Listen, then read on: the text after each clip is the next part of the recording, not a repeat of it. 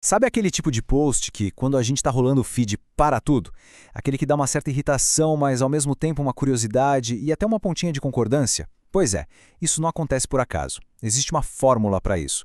E hoje a gente vai desmontar peça por peça a anatomia de uma tática viral que foi pensada exatamente para causar essa mistura de reações. E o ponto de partida é quase sempre uma pergunta como essa, que é um gancho perfeito. Você já viu gente mostrando o resultado absurdo, mas no fundo você sabe que aquilo é comprado? Olha, essa frase não é um tiro no escuro, não. Ela foi feita para acertar em cheio aquele sentimento de desconfiança que todo mundo tem quando vê um sucesso que, vamos combinar, parece bom demais para ser verdade. Mas tá, qual é o jogo por trás de uma pergunta dessas? A estratégia tem três objetivos bem claros. Primeiro, gerar uma baita discussão, botar fogo nos comentários. Segundo, posicionar quem fez o post como uma autoridade, alguém que sabe das coisas. E terceiro, claro, expor o que eles chamam de falso sucesso. Então, vamos ao que interessa, a tal da fórmula viral. Agora que a gente já entendeu a intenção, vamos quebrar essa receita passo a passo e ver como ela consegue transformar desconfiança em um engajamento gigante. Pensa nessa fórmula como uma historinha contada em 5 partes. Tudo começa com o gancho forte, para pescar a atenção na hora. Depois vem o contexto, que é onde o cenário é pintado. O ponto alto é a virada, que revela algo inesperado. Isso leva para a moral provocante, aquela frase feita para ser compartilhada. E no final, a chamada para ação. Vamos começar pelo começo, né? O gancho. Muito bem, seção 2, a anatomia do gancho. Na internet, os primeiros segundos são tudo ou nada. Então, o que essa fórmula faz para garantir que as pessoas não simplesmente continuem rolando o feed? A resposta, meus amigos, está toda nas emoções. O segredo todo está no que chamam de gatilhos emocionais. É como se fossem botões psicológicos, sabe? Eles são apertados para gerar uma reação instantânea. A ideia aqui não é fazer ninguém pensar, é fazer sentir, e sentir na hora. E que botões são esses? Basicamente 3. O primeiro é a curiosidade, aquela vontade de saber, tá, mas como é que eles fazem isso? Depois vem a raiva, um sentimento de poxa, isso é muito injusto. E por fim, a identificação, aquele ahá, sabe? Aquela sensação de eu sabia, eu sempre desconfiei disso. Quando junta essas 3 emoções, cria-se uma tempestade perfeita que faz ser quase impossível só passar reto pelo post. Seção 3, a virada narrativa. Ok, a pessoa já foi fisgada pela emoção. E agora? Agora a fórmula precisa de uma história para manter essa tensão. E, como em toda boa história, precisa ter um herói. E, claro, um vilão.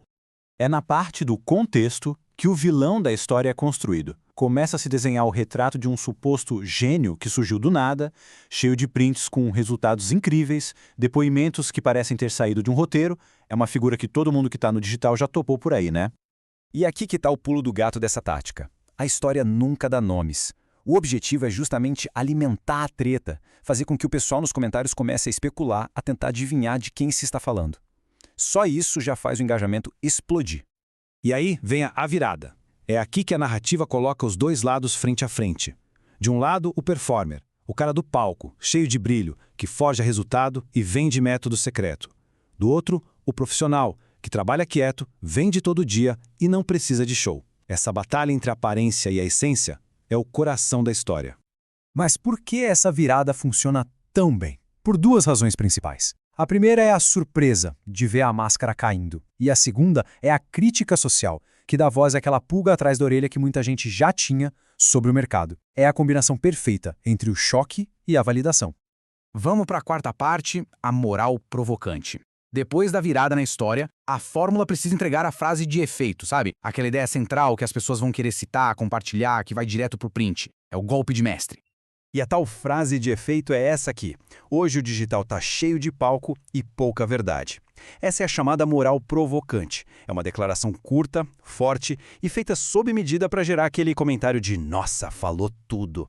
Ela pega aquela desconfiança do início e transforma numa bandeira. Mas essa moral da história tem uma função muito estratégica, viu?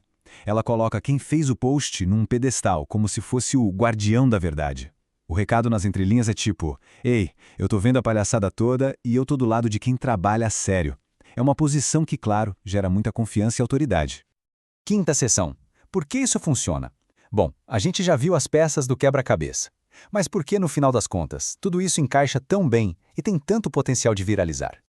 A receita para viralizar, então, se baseia em 3 ingredientes principais. Primeiro, pegar um tema que todo mundo se conecta, essa briga entre o que é de mentira e o que é de verdade. Segundo, construir uma imagem autêntica para o criador. E terceiro, o que é o verdadeiro combustível do algoritmo, a treta nos comentários, que, como a gente viu, foi toda planejada para acontecer. O que nos traz a nossa conclusão. A grande questão aqui, o conflito entre autenticidade versus performance. No fim das contas, o que fica dessa análise toda?